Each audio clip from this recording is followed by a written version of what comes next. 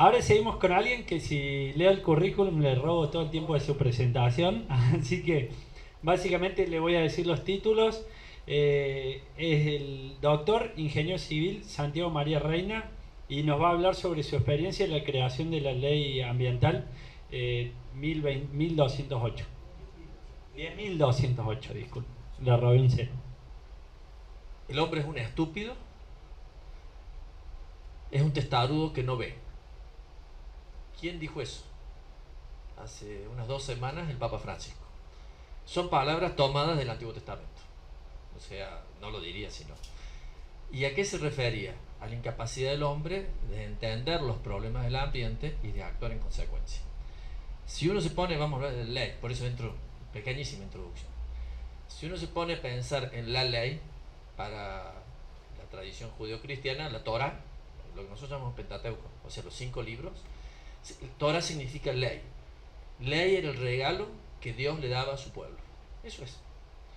Y al comienzo de todo, por ahí nos olvidamos, cuando Dios define la ley básica que tiene que ver con el ambiente, primero que nada lo crea y dice cada día que termina, vio Dios que esto era bueno. Y en el segundo día volvió a repetir en una forma, a propósito, para que no quedan dudas, vio Dios que esto era bueno, y al tercer día vio Dios que esto era bueno, vio Dios que esto era bueno, vio Dios que esto era bueno, vio Dios que esto era bueno, y vio Dios que esto era muy bueno. Terminado. Luego dice, Yahvé puso al hombre en el jardín del Edén para que lo trabajara y lo cuidara. Yo no sé por qué esa frase, que es tan sencilla, nos cuesta tanto entenderla. O sea, el trabajo sobre el jardín del Edén, esto, obviamente que es necesario, pero el cuidado es tan necesario como el trabajo. Tristemente se hace mucho más énfasis en la otra parte, que es la caída, pero eso no es asunto mío, eso es de otra gente.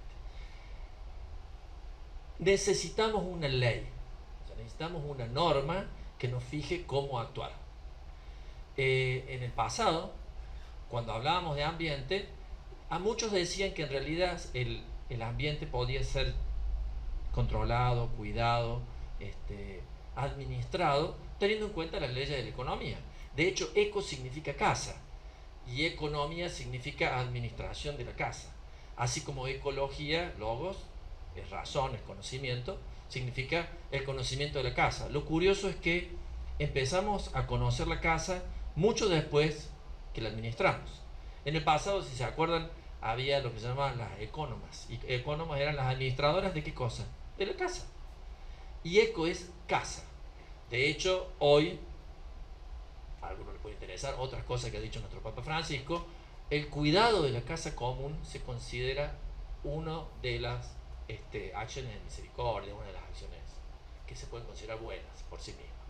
Y la encíclica del Papa es una encíclica sobre el cuidado de la casa y toma las primeras palabras, son de Francisco de Asís nada menos, sobre te alabamos Señor por esta naturaleza, la creación en realidad dice, nuestra hermana y nuestra madre.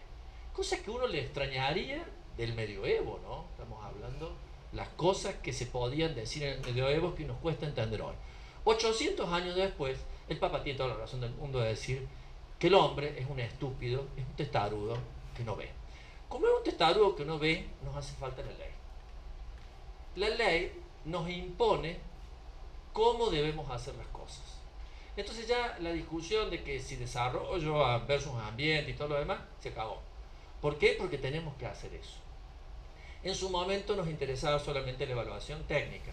¿Se puede o no se puede hacer alguna cosa? Después nos dimos cuenta que hacía falta la evaluación financiera. ¿Tenemos la plata para hacer esa cosa? También empezamos a pensar, ¿esa evaluación es suficiente o tenemos que ver si esto es rentable? ¿Tiene sentido gastar la plata en eso? Luego vimos que tampoco eso era suficiente y dijimos, bueno, cumplimos con las normas, a veces se habla de la evaluación legal, pero con todo eso era insuficiente. El resultado de todo eso es un ambiente totalmente destruido, a niveles que realmente nos angustian. Entonces, por supuesto, apareció la evaluación de impacto ambiental, que es una herramienta de gestión que se complementa a todas las otras. ¿Qué le ocurrió a Córdoba? Córdoba fue pionera. La ley 7343 es una ley absolutamente pionera. Cuando la Constitución se reforma en el 94, nos quedamos con una ley que, por supuesto, como es pionera, no podía coincidir plenamente con lo que se escribió después. Era ridículo. Lo anterior no puede coincidir con lo posterior. Entonces nos quedamos con una ley con algunos problemitas. Y de hecho había mucha argumentación en contra de lo que Córdoba hacía con respecto al ambiente, en incumplimiento de la Ley General del Ambiente. La Ley General del Ambiente nace de una idea genial, que es: en un país federal como el nuestro, si hay derecho a un ambiente sano para todos los argentinos por igual, tenemos que plantear qué es lo mínimo, presupuestos mínimos de la ley, qué es lo mínimo necesario para que se cumpla en todas las provincias, para que todos los argentinos tengamos acceso a un mínimo de calidad ambiental. Y vuelvo a repetir esto de mínimo, porque es mínimo, es un mínimo, y muchas provincias no cumplen ni siquiera ese mínimo. En ese esquema aparece la necesidad de decir, bueno, pongamos nuestra ley acorde a la ley nacional. Esa es la primera discusión sobre la ley, que después fue la 10.208. Pero los legisladores fueron mucho más allá. El Ministerio de Agua, Ambiente y Servicios Públicos fue mucho más allá. Y dijo, bueno, ya que estamos, actualicemos a las nuevas herramientas de gestión que recién mencionaba el secretario. Hay una cantidad de herramientas de gestión nuevas que se enseñan en la universidad, se enseñan en los cursos de posgrado y ya se enseñan en el grado. En la carrera de ingeniería civil, en ingeniería ambiental, se enseñan ya. Y esas herramientas de gestión son todas las que empiezan a aparecer en la ley. Entonces, si uno cuenta la historia de la ley, primero que nada, en el 2014 se plantea esta necesidad. La necesidad la plantea la sociedad. Ambiente nace de abajo para arriba. Es al revés que educación. Los grupos educados valoran, como la música, valoran la educación, valoran la música, y uno impone eso a los que no. Sí, es así. A los hijos uno los fuerza y le dice, mira, vos tenés que ir al colegio, no le preguntes si tiene ganas o no. ¿Ah? Pero en el tema ambiental sucede al revés. Los vulnerables, los que antes se llamaban pobres, digámoslo con todo, sin tanto eufemismo, son los que más sufren y son los que más plantean la necesidad de leyes que cuiden el ambiente. ¿Por qué? Porque el poderoso y se las arregla. Si está en una zona inundable, se va a otro lado. Si le quemaron el bosque, bueno, se va a otro lugar, no hay problema. Si le dañaron esto o aquello, siempre se las puede arreglar. Pero el vulnerable no. Por eso, en general, las cuestiones vinculadas con el ambiente son muy caras a la sociedad. Muy caras. Es toda la sociedad la que se preocupa. ¿Ah? Bueno, se eleva el proyecto del Ejecutivo, que era mucho más cortito. Se genera un proceso participativo. Participación y ambiente son sinónimos. O sea, no puede haber ambiente sin participación. Porque a todos nos preocupan. No son algunos los iluminados que saben del ambiente y los del resto no. Bueno, los bloques, todos los bloques aportan, modifican la ley y se genera una ley con aprobación casi unánime. Tiene solamente una abstención. Yo diría que es una de las pocas leyes en el último tiempo, pero cuando hablo del último tiempo, el mucho último tiempo, que llegó a esta situación. Todas las sugerencias, todas las propuestas se fueron incorporando. Por eso a veces la ley es un poquito desordenada. Cuando uno le quiere leer, algunas cosas están en un lugar, otras, pero no importa, es una ley. O sea, uno si lo busca siempre encuentra. Lo básico de la ley es que complementa. La ley nacional, la nueva constitución nos dice que tenemos que cumplir con estos presupuestos mínimos. Pero también dice otra cosa que nos olvidamos, que tenemos la facultad como provincia de complementar eso y podemos ir más allá. Porque son mínimos. Por favor, entendámoslo de una vez por todas, son mínimos. Y la provincia complementa. Y llega y va mucho más allá de la ley nacional. Fundamentalmente, ¿dónde complementa? En todo lo que tiene que ver, por eso se llama Ley de Política Ambiental, con la política ambiental y las herramientas de gestión correspondientes, de la cual, excelentemente bien, nuestro secretario estaba comentando, particularmente 2 o 3 herramientas básicas, que son las más usadas: la evaluación de impacto ambiental, la audiencia pública, que son las que más conocen. 2 o 3 comentarios. Bueno, básico, aparece el tema de información y participación, eso aparece por todos lados, no está en un capítulo en particular. Aparecen instrumentos nuevos, instancias nuevas, procedimientos y nuevas temáticas. Así es la ley, eso es todo lo que tiene la ley. Y uno encuentra algunas cosas que ya estaban, la evaluación de impacto ambiental, pero estaba no como parte de la ley, sino en parte de una reglamentación. La sociedad dice, no, señor, yo le quiero que esté bien escrito y que no haya más discusión. Aparece la audiencia pública, que también estaba, pero acá aparece en la ley, de tal manera que nadie pueda, de alguna manera, los legisladores querían que estuviera escrito dentro de lo que es curioso, porque normalmente desde el punto de vista de la calidad legislativa, uno no pondría tanto en una ley, sino que se lo dejaría para la etapa reglamentaria. Pero bueno, eso fue lo que decidieron los legisladores. Aparecen algunas herramientas nuevas como los planes de gestión ambiental, que son hermanos hoy de evaluación de impacto ambiental, como decía recién el secretario muy bien. Esto va junto. Los sistemas de gestión ambiental, todas las empresas, todos los estados, nacional, provincial, municipal, todo lo que trabaje, todo en Córdoba, tiene que hacer un sistema de gestión ambiental. El control y fiscalización de las actividades atrópicas, que se venía haciendo hace mucho, educación ambiental, la información ambiental, el seguro ambiental, bueno, ese está medio más complicado, las acciones de salud ambiental, que mencionaba recién el secretario, que son fundamentales, el diagnóstico ambiental provincial, los pasivos ambientales y cuestiones vinculadas al personal. Voy rápido, porque no quiero...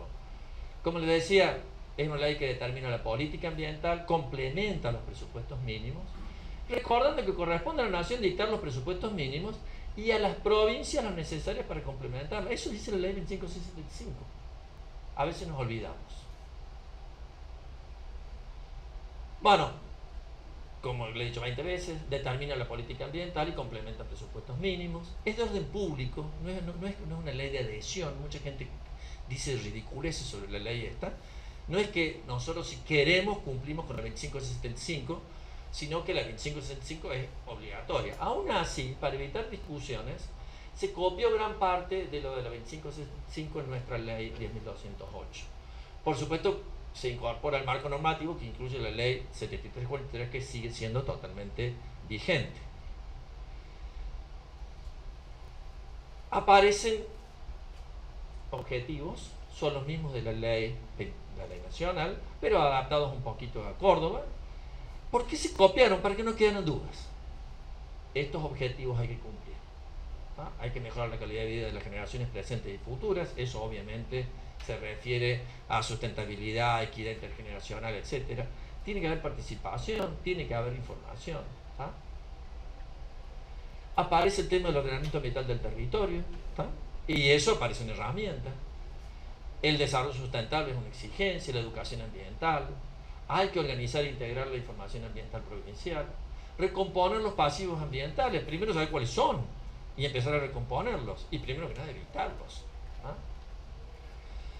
Promover en el ámbito del Ministerio Público Fiscal la asignación de competencia especializada para la investigación penal preparatoria en materia de delitos ambientales. Esto es algo curioso porque es una ley que supuestamente la autoridad de aplicación es el Ministerio de Agua, Ambiente y Servicios Públicos, pero no tiene nada que ver, sino que aparece la justicia también. Bueno, aparecen todos los principios que ustedes los conocen, todos los que estamos en ambiente los conocemos: congruencia, prevención, precautorio, equidad intergeneracional, progresividad. Esto es muy importante para no asustarse. Nadie pretende que de hoy para mañana todos los problemas ambientales estén resueltos y todas las herramientas se utilicen ya. Eso sería ridículo. Etcétera. Hay un tema interesante, esto es novedoso, esta ley no lo tiene la ley nacional, que son las premisas. ¿Para qué es esto? Porque cuando un juez tenga que implementar esta ley, la implemente de acuerdo a esto que dice aquí. No tiene libertad infinita. Y si se hacen nuevas leyes, también tienen que respetar esto. Entonces tenemos que respetar la dignidad humana, proteger la salud de las personas, previniendo riesgos, proteger, rehabilitar y recuperar el ambiente, etc. Es interesante, vale la pena leerlo. Es más, es un libro, si uno quisiera estudiar gestión ambiental y legislación ambiental, uno toma esta ley, la lee de punta a punta y la estudia y está todo. Porque es una ley curiosa, porque tiene definiciones. ¿Y por qué tiene definiciones? Porque es algo nuevo. En un código penal a nadie se le ocurriría poner... miren, no se mata porque matar genera problemas, usted sabe, ¿no?, que matar a la gente es un problema. A nadie se le ocurriría escribir eso. Bueno, pero en una ley de ambiente sí. De hecho, el Código Penal empieza diciendo muy sencillo, es una de las pocas cosas donde se usa el futuro del subjuntivo. Quien matare será reprimido. Punto. Se acaba la discusión. Se sobreentiende que matar no está bien. Pero acá, curiosamente, tenemos que escribir cosas. ¿Por qué? Porque el hombre, como diría el Papa, es un estúpido. Entonces le tenemos que poner cosas para que deje de ser estúpido. Entonces que las lea y no discuta más. Yo le digo a los alumnos en clase, si a vos te interesa cuidar el ambiente o no, a mí me importa un corno. Porque es ley. ¿Está claro? Entonces vamos a estudiar. Listo. Como también le dicen lo de álgebra. Mira, si a vos te gusta el álgebra o no, nos importa muy poco. ¿Ah? Yo digo un cono porque estamos hablando de ambiente donde la cosa es mucho más personal y pasa más por el corazón. La autoridad de aplicación está definida y todo lo demás. Los instrumentos de gestión son esos. Voy rápido porque no quiero demorarme. El ordenamiento ambiental del territorio, en realidad debería haber ordenamiento ambiental y punto. Ordenamiento del territorio. Pero, curiosamente, el primer ordenamiento del territorio se lo está haciendo desde el punto de vista ambiental. La evaluación de impacto ambiental ya se mencionó. La evaluación ambiental estratégica es como una evaluación ambiental, pero más amplia, de políticas, de programas. ¿Ah? Los planes de gestión ambiental, que son hermanos de la evaluación de impacto ambiental, pero son continuos en el tiempo, mientras que la evaluación de impacto ambiental siempre se le criticó que es estática, es como una foto, mientras que el plan es a lo largo del tiempo. Bueno, una vez que vos hagas esto, ¿cómo vos vas a hacer para controlar que se haga bien? ¿Ah? Y por supuesto auditorías, que alguien controle que realmente se haga eso. ¿Y las auditorías quiénes las hacen? Los profesionales inscritos en el registro de consultores. ¿Ah? Hablamos ya de los sistemas de gestión ambiental. Y un tema clave, que es muy interesante, voy a hablar un poquitito, fijación de estándares y normas. La legislatura le dice al Ejecutivo, fije estándares y normas, siguiendo algunas pautas, sin necesidad de tener que hacer un trámite infinito para cambiar la norma de calidad de agua en lo que refiere a algún tema en particular, donde a veces un número, que la tecnología les dice que ese número ya no va, sino que irá otro, o aparece otro parámetro, por decir una cosa así. El diagnóstico ambiental es algo que se hace año a año, es trabajo de la Secretaría, y tiene que ir contándonos a los cordobeses cómo está la situación ambiental. ¿Ah? Algo interesante, y que fue muy novedoso, es esto que está aquí. Se discutió muchísimo en la legislatura. Las medidas de autogestión, incentivos y alicientes ambientales. Es decir, a quien haga más que lo que se le exige, de alguna manera hay que darle algún premio, hay que llevarlo a que lo haga, hay que incentivarlo, etc. Y de poquito en las reglamentaciones, que es donde quiero ir ahora, eso se va avanzando. Esto solo para comparar, la ley 2575, la nacional, cómo era la 7343 y cómo es la ley 10.208 con respecto a una cantidad de instrumentos de gestión ambiental que hoy están. Les aclaro, nuestra ley 10.208 es la ley más moderna de Argentina y es la más moderna de Latinoamérica y es una de las más modernas del mundo. ¿Ah? Ha tomado herramientas de una cantidad de lugares y las ha adaptado a la realidad cordobesa y por supuesto le está costando una por una usarlas, pero bueno, aprenderemos. Es una ley para esta generación y la que sigue. Es un orgullo, realmente es un orgullo que haya ocurrido esto, que hace un milagro, diría yo. Bueno, el tema de la información es uno de los temas claves, que tiene que ver con el cambio de paradigma. Tiempo atrás, enterarnos de lo que el Estado hacía era raro. El Estado sentía, con una actitud paternalista, que él sabía lo que nosotros necesitábamos. Es más, los ingenieros teníamos también esa actitud. ¿Ah? Nosotros sabíamos lo que la sociedad quiere. Yo sé que vos necesitas una autopista, yo sé que usted allá en su pueblo necesita esta planta de tratamiento de afluentes, etcétera, etcétera. Y ahora, con los estudios de impacto ambiental, nos encontramos por ahí que la ciudadanía no quiere eso y nos deja totalmente desubicados. Claro, porque nosotros estamos armados en la idea de yo, en una actitud paternalista, decido por vos. El esquema hoy es yo te informo, te escucho y hago en función de los valores que tenés vos. Y por supuesto el que sabe lo técnico seremos los que sabemos de esto, ¿está? Y hay derecho a informar, si uno puede reclamar, deme todo esto y todo lo demás, ¿tá? Hay plazos. La participación obviamente aparece a través de la audiencia pública, la consulta popular, que es algo nuevo, no se usó nunca. Sí, ya termino, sí.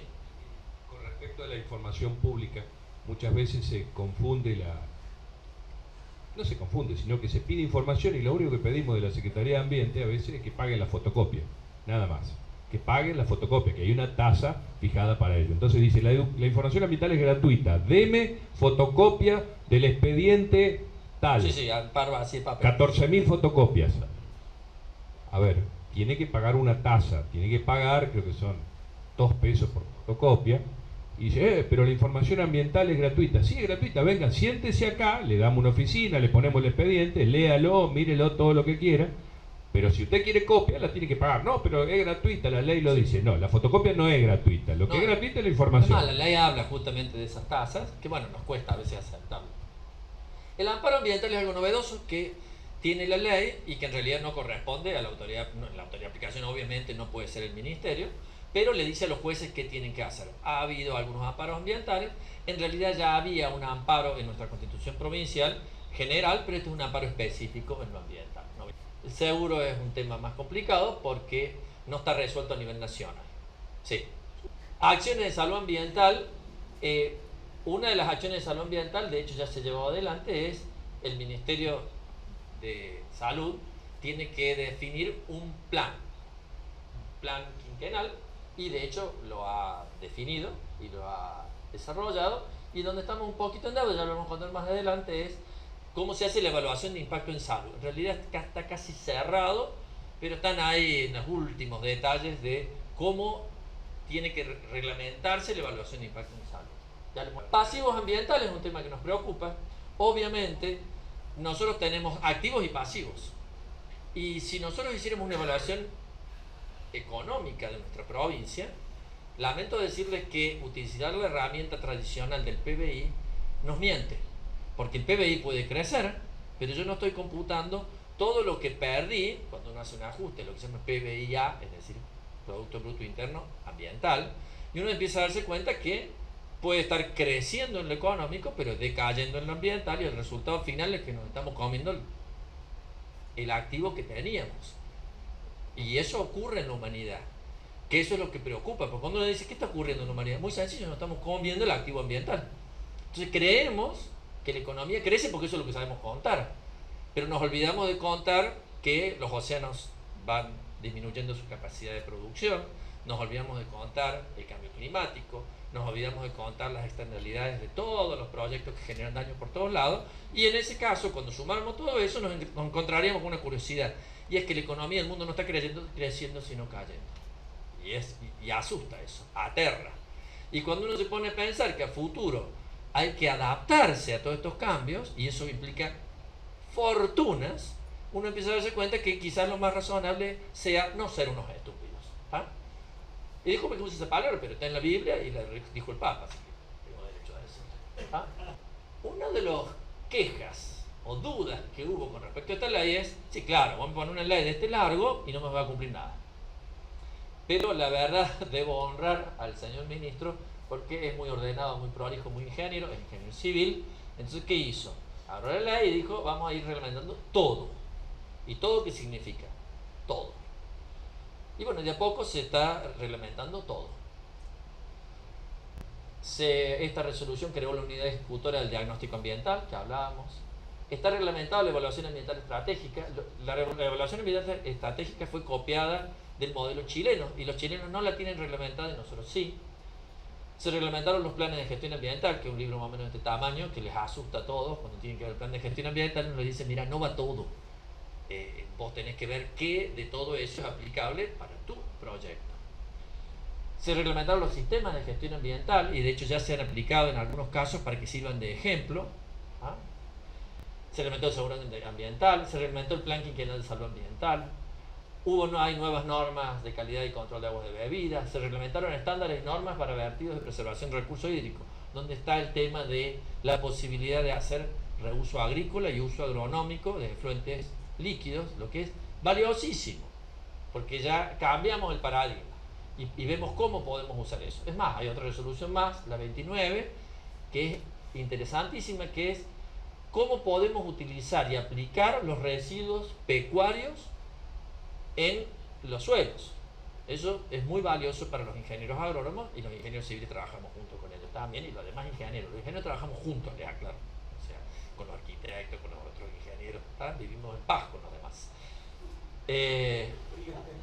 ¿Sí? No, aclaro, porque hay algunos que creen que no. y hacemos muchísimas cosas y nos encanta hacerlas, y las que no sabemos no las hacemos, pues llamamos a alguien que sepa. ¿Tá? Pero también nos gusta que nos reconozcan las cosas que sí sabemos, que son muchas. Salió la resolución 105 de estándares de aire, eso es muy nueva, Córdoba no tenía estándares para el aire.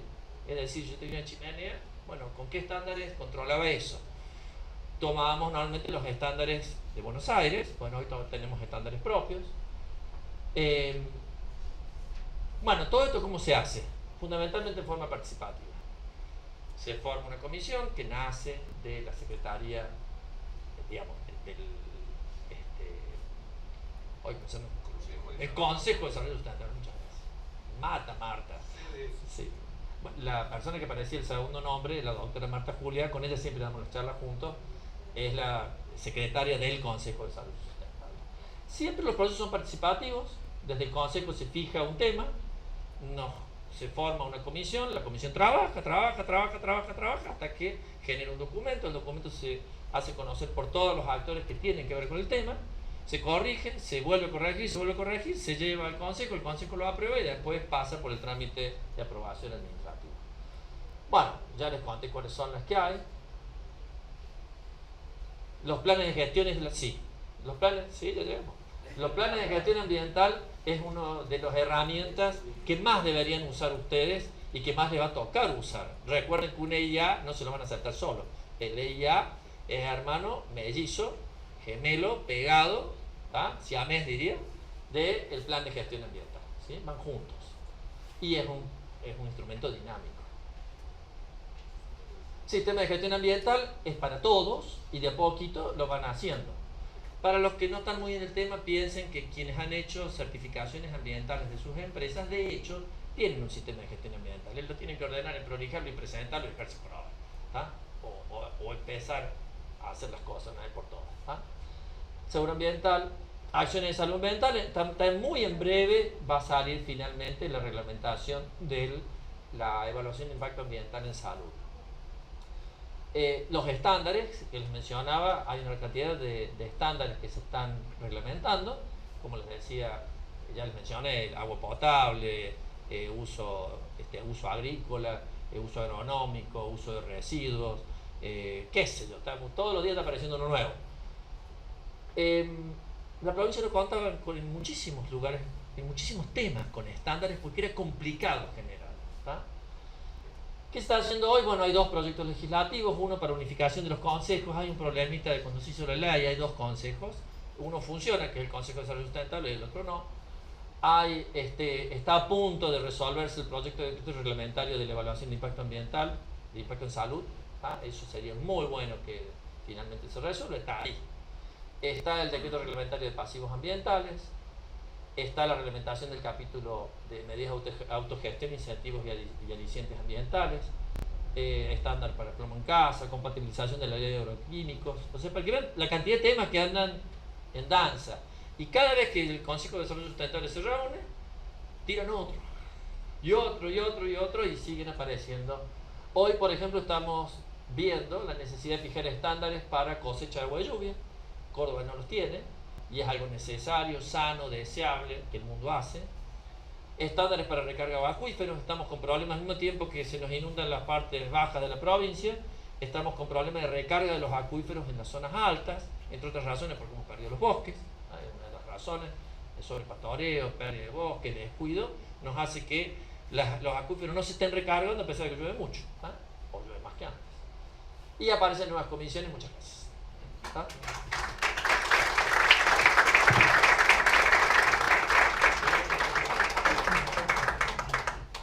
Hola, trabajo en Bajo Grande para la Municipalidad de Córdoba y justamente es qué tipo de normativas o cuál sería la ley, si la 10.208, la que contempla los estándares de lo que se está virtiendo el río Primero. Bueno, como les decía, por un lado hay normas que tiene el municipio, que son las normas de qué puede aceptar para su red. Eso es un tema que va por un lado.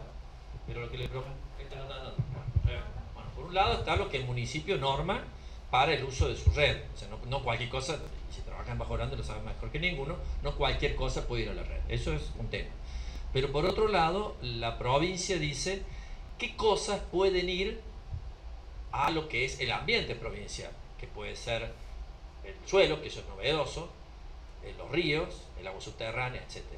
Esas normas son justamente las que se actualizaron, lo que era el 415, antes llamábamos el 415, y hoy es el 847. Son números. Nosotros no nos llamábamos así, sino que se llamaba EVA, porque era Estándares de Volcamiento de Agua, un nuevo comienzo. Era espectacular el nombre, era más lindo. Pero le pusieron un número. En serio, se llamaba EVA. Y el otro ya me voy a acordar cómo se llamaba el de aire, pero era por el estilo. EVA, los Estándares de Volcamiento de Agua, ¿qué nos dicen? ¿Qué podemos, o sea, qué debe tener el agua tratada para poderlo volcar en los distintos cuerpos receptores? Así le llamamos, cuerpos receptores. Lo novedoso que tiene es que es una ley que reglamenta a la vez la ley la ley del agua, el Código del Agua, que le decimos en cordobeses, y la ley de 1208, porque reglamenta cuestiones que son propias del agua en sí misma y cuestiones que tienen que ver con el ambiente.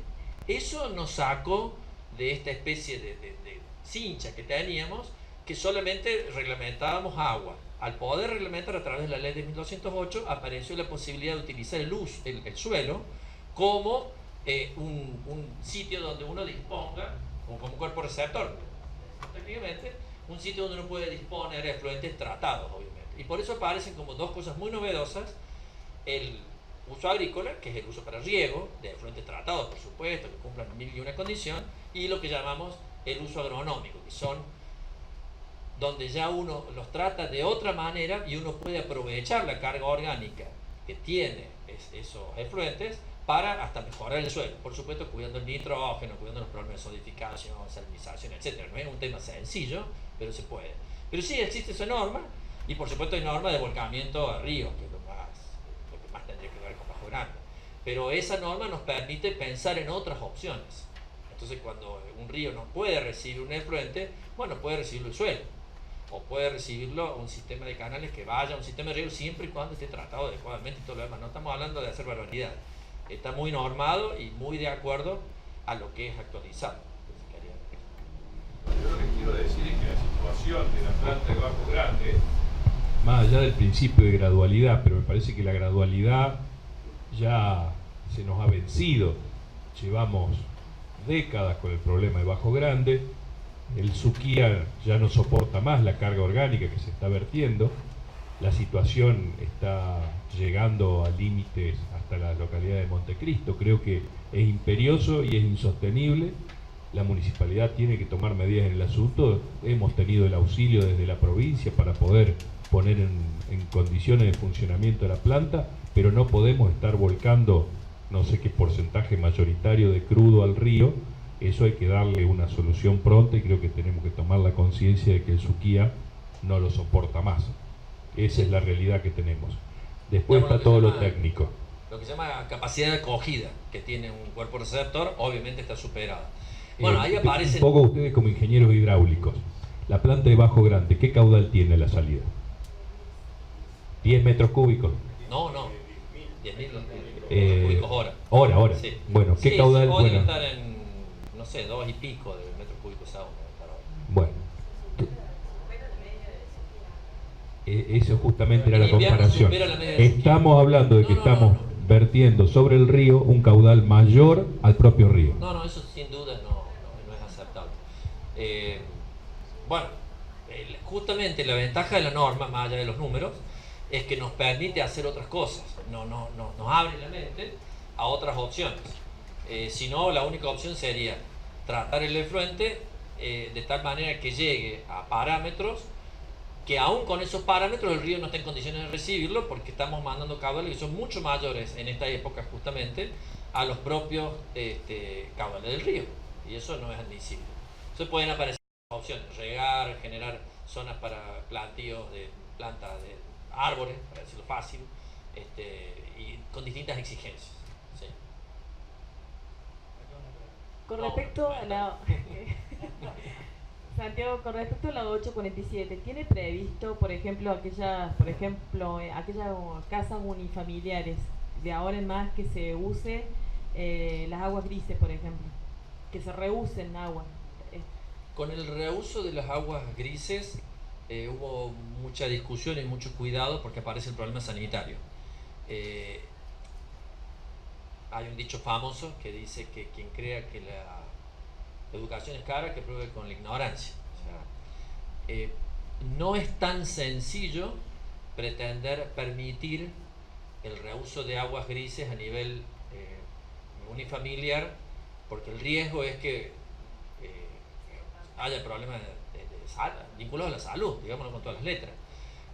Caso distinto es lo que sí se permite, que es, por ejemplo, en un edificio o en un sistema de riego, donde hay un control y alguien que se pueda hacer cargo. Y cuando todo este tema se discutió, bueno, la opinión generalizada fue no aceptarlo. Yo no soy favorable a eso, personalmente, porque he visto lo que ocurre con quienes, uno dice, sí, aguas grises, ¿qué significa eso? O sea, eso significa para un técnico algo muy concreto, pero para una persona que no conozca puede implicar un riesgo muy grande para la salud. Claro, también. Las aguas grises para una familia pueden representar 40 litros por persona, día. Es un volumen que se puede manejar con la toma de conciencia, con la economía, con cerrar la canilla cuando nos lavamos las manos, con cerrar la canilla cuando nos lavamos los dientes, y se reduce el consumo y no es significativo frente a otros aspectos como puede ser la cosecha de agua de lluvia, la cantidad de agua que se puede colectar durante una lluvia, haciendo una cuenta de una superficie de 100 metros cuadrados, estamos hablando de 1000 litros de agua con 10 milímetros. Entonces, creo que la magnitud del impacto que produce sobre el manejo del agua tiene que ver con factores. Si haciendo un enorme esfuerzo que implica riesgos sanitarios vamos a ahorrar una pequeña cantidad de agua, bueno, no trabajemos sobre eso, trabajemos sobre la cosecha de lluvia y trabajemos sobre la conciencia para que no despilfarren el agua, pero no tomemos el riesgo innecesario por un ahorro tan pequeño de que haya una contaminación o un problema sobre la salud. De hecho, que en otros países latinoamericanos que han avanzado mucho en el tema de la cosecha, justamente no solo lo piensan desde el punto de vista de aprovechar agua para proveer agua potable, sino también en disminuir los impactos sobre la red de drenaje. Porque ustedes piensan, si yo toda esa agua la cosecho y no la largo a la red, es agua que no me genera problemas de inundación en la ciudad. Y hay ciudades en Europa donde uno le cobran por largar efluentes, digamos, el efluente no sería la palabra, pero digamos, excedentes hídricos de una lluvia. Pero claro, paga. O sea que aparece ahí una concepción que es interesantísima. Todo esto, yo insisto, ambiente nos hace pensar desde otro lugar y nos hace pensar primero que nada. Porque si no estamos muy normados, estamos muy habituados a utilizar el código tal que tiene que ver con agua, el código tal que tiene que ver con hormigón, el código tal que tiene que ver con los asfaltos. Pero ambiente no es código. O sea, estamos recién fijando nuestras normas. Y me refiero no solo a los cordobeses, el mundo entero está viendo qué hace. Y lo que ha visto, y quiero ser optimista, es que cuando hace las cosas bien, resuelve los problemas. El agujero de ozono era un tema que hace 20 años nos preocupaba a todos, nos angustiaba. El premio Nobel que logró descubrir cómo funcionaba el tema de los clorofluorocarbonados en la reacción que destruía el ozono allá en las capas altas de la atmósfera, más la tecnología que permitió pasar de esos gases que se utilizaban en los aire acondicionados, en las heladeras, a otro tipo de gases que no son dañinos, más una decisión mundial, el protocolo de Montreal, y la agujero de ozono es historia del pasado. O sea, ¿se pueden resolver problemas? Por supuesto que sí. Hay hoy, por ejemplo, hoy estamos muy preocupados con el tema, muchos, no todos. Cuando el Papa dice estúpido, creo que eso caería muy bien al presidente de una nación muy importante, que cree que puede seguir quemando y despilfarrando combustibles fósiles y dañando el ambiente, y generando un problema de cambio climático brutal. Hace un siglo le dieron el premio Nobel a Einstein, no se lo dieron por la teoría de la relatividad, se lo dieron por el efecto fotovoltaico. Porque la relatividad en ese momento algunos no estaban medio desacuerdo con algunas cosas. Un siglo después, gracias a esa tecnología, hoy tenemos una solución que es real, es práctica. O sea, no tenemos por qué seguir destruyendo el ambiente, siendo que hay tantas opciones. Energía de la biomasa, energía hidroeléctrica pequeña, energía fotovoltaica, energía solar térmica, eólica, energía geotérmica en algunos lugares, energía geotérmica en todos los lugares de baja entalpía, que es lo que hacen muchísimos países, lo que se llaman bombas de calor. Es decir, el intercambiador ponerlo en el suelo siempre está a la misma temperatura. puede salir para calentar o para enfriar. Hay una cantidad de cosas que podemos hacer, pero tenemos que pensar en clave de ambiente. O sea, si seguimos pensando en la otra clave cerrada, estructurada, no vamos a ningún lado. Y ahí yo creo que los ingenieros civiles tenemos un lugar muy especial. ¿Por qué? Porque los ingenieros civiles somos transversales, por naturaleza. Primero que nada somos civiles porque no somos militares. Es decir, y claro, así fue la razón. Por eso tenemos un adjetivo, civiles. Algunos países siguen utilizando el término ingeniero civil, como Chile, ingeniero civil eléctrico, ingeniero civil mecánico, porque somos civiles porque estamos al servicio de la sociedad en las necesidades que la sociedad tiene. ¿Y cuál es la necesidad que la sociedad tiene hoy? Y el ambiente. Y bueno, resolveremos los problemas del ambiente. Los civiles y todo lo otro también, pero estamos en el colegio de ingenieros civiles, algo tengo que decir. ¿Está? Por ahí creo que hay arquitectos. También los arquitectos pueden ayudar a hacer un buen diseño. Bueno, un buen diseño, que es el tema de la eficiencia que mencionabas vos, es más importante aún que pensar en voy a poner un aire acondicionado. De hecho, que el problema que aparece hoy, ¿cuál es? Que si yo le cobro la energía eléctrica lo que realmente vale, no sé si es tan sencillo prender el aire acondicionado. Yo quería hacer un comentario del estúpido, porque hay una interpretación, eso lo mencionaba Aristóteles, él decía que el ciudadano era estúpido o era político. El estúpido es en el sentido del estupor. El estupor es esa sensación que nos paraliza frente a la realidad, permitiendo que la realidad nos pase por arriba. En contraposición, él decía, el político, en el buen sentido de la palabra, es aquel que piensa una realidad deseada y actúa en consecuencia. Entonces, o somos estúpidos o somos políticos. Si somos políticos, pensamos nuestra realidad y la mejoramos. Si somos estúpidos, la realidad nos pasa por arriba.